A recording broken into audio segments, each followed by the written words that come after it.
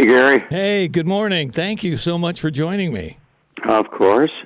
Wow. I'm going to be a little flabbergasted because this is a dream come true for me. I've been following you since about 63. So, wow.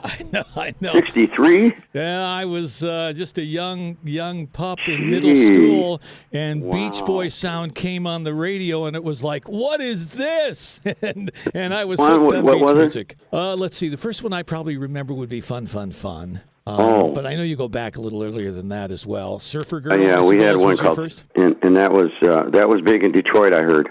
Well, wait a minute. I have to ask you. Not many people know this, at least here. You were born in Lima, Ohio, right? Yeah, Lima Memorial. Do you have any memories of Lima, or did you leave real early in your life? I loved it. We lived on West Wayne Street in Ohio. It was beautiful. Well, how about that? What time? When did you leave then? Were you in high school or? We were about 6. I was 6. I think about 5 or 6. My dad moved to New York. Moved us up to Rochester. He taught photography and things. You ended up playing high school football at Hawthorne High School with Brian, right? Right. So wait a minute. Are you a Ohio State Buckeye fan? Well, I'm afraid when we moved to San Francisco, I became a, what do you call it? Yeah. I guess the Niners, as we get to call them, the Niners. Yeah, well, that was the Joe Montana era. How could you not? College, I guess I'd have to say so. Yeah, the college ball. Well, how about that? Well, thank you. You're an original Buckeye, and I didn't know that until today. And I go, Lima? Wait a minute. I lived there for a very brief time Oh, can you believe that? Yeah. How far is that from Youngstown? It's still about a good 2-hour drive from here. It's on the other side. Oh, this eastern area? Yeah, we're eastern. We're closer to Pittsburgh than we are to Lima. Right. Oh, that's right. Because some guy, you won't believe it, some entrepreneur gave me a car from there. It was the new what do you call those things? Avanti. Oh, okay. They had a factory there in Youngstown. I don't think it panned out, but he started the making Avantis again.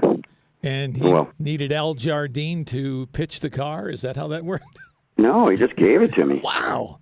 It was beautiful, too. I really liked it. Wow. You just reminded me of it. So wait a minute. Is sports a big part of your life still? I mean, do you follow it at all, or are you really just totally immersed in music now? Sports? Yeah. Any sports? Yeah. Are you kidding? Okay. Oh, yeah. I think if you don't like sports, there's something wrong with you. Thank you. Keeps the blood flowing, Yeah, it's really important to me. You always were the one Beach Boy that I think we can rely on. I would call you the quiet one. You were never in the news. You never caused any issues. Were you the glue that kept the Beach Boys together?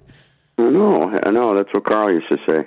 I always stayed away from the publicity and that controversy and try to, just have a family life, Here you are 60 years later and forming the Pet Sounds band and going out on your own. Is this a big new adventure for you? Yes. Well, Brian prepared me for it because I've been touring with Brian and his band since like the last 20 years. And Mike got the license for the band Beach Boy thing. So Brian and I we started celebrating Pet Sounds in 2006 together.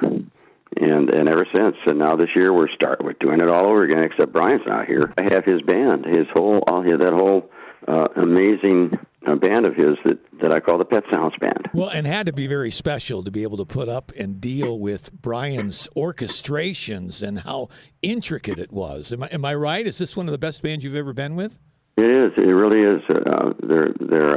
We're actually getting ready to release a live album from the band. You're the first one I even told this to. Oh, well, that's awesome. Thank you. They're so damn good. I thought we'll just buy a recording console and record every live event we do. And the first thing we did in L.A., we did a benefit for an organization there. It came off so good. It was so well recorded. We have the original Beach Boys engineer who did all of our mastering and recording in the studio, record the concert. Nice. And holy mackerel, we're going to have a live album of the Beach Boys Love You, it's called. Sounds awesome. Okay, yep. I got to go back. This is it's always been on my mind. You've been like best friends with Brian your whole life since high school, right?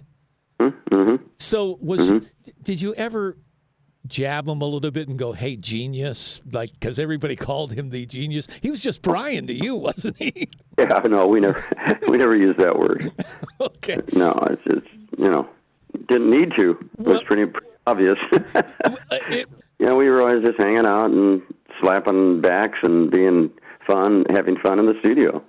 We recorded in his living room. Just friends the whole time. A lot of our later stuff. The album I just mentioned, The Beach Boys Love You. Yeah. That sounds, it just dawned on me. So maybe we better shift to this year. Sure. 60th anniversary of Pet Sounds. By many folks would say probably the best rock and roll album that's ever been recorded.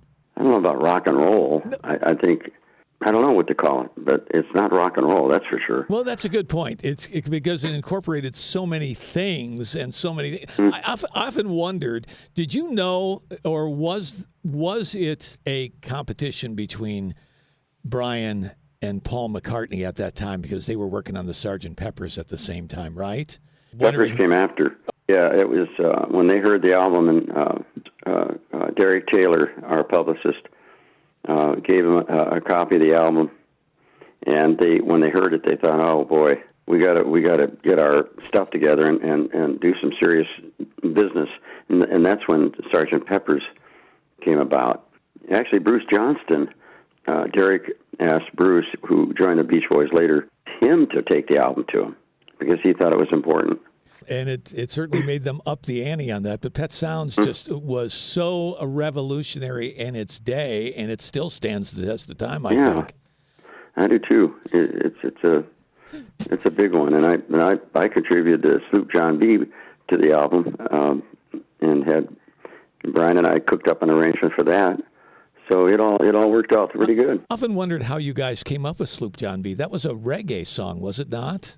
No, it was my idea because it's something I learned from the Kingston Trio, and so we just added a couple extra chords and gave it a Beach Boy vibe, and he produced a masterpiece, I think. And your recent EP, if I might add, the Islands in the Sun EP.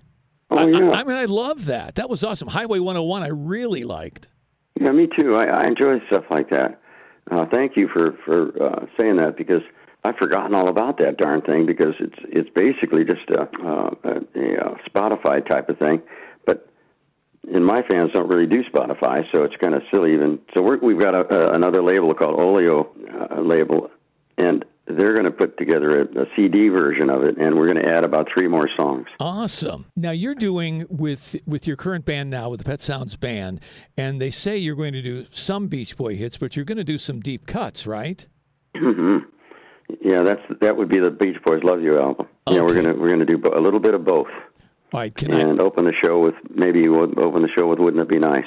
They just come right out of the box with it. Wow. Can I ask, are you going to do something from the Holland album? I was a big fan of Sail on Sailor, and California Saga, to me, is the epitome of a Beach Boy song. Yeah, thanks. Yes, we are. We're going to do Sail on Sailor. Awesome. I love that If song. there's room for Saga, we would, but it's kind of a long cut. Yeah, I try not to labor the audience with too much new stuff. Right. It's not really new, but different. Well, if I may, when I told you I went to a couple of Beach Boy concerts, when I was young, right out of high school, I went to, you may remember this, maybe, the World Series of Rock concerts in Cleveland at the Municipal Stadium. And you guys had just, I think, come out with Holland, and you came out, and I was like, "That's the Beach Boys," because y'all had beards, and I know. God, we've really changed our image. Yeah, you were so different. We go, "Wait a minute, what is that?" But we're great. Still look at those pictures. I go, "What? Did we really do that?"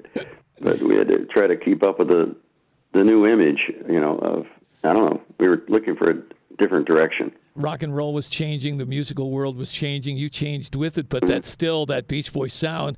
Like I see in what you're doing now, again with that EP, you've got the Beach Boys down pat, and I can't wait to see you when you come to Robbins Theater. I think it's going to be a great show. Oh, I do too. I think so. All right. Well, thanks for calling. Thank you so much, Al Jardine, for your conversation, for all you do, and I hope you play another 60 years. I'm telling you, you have a great day, and thank you for the interview. Thanks so much, Gary.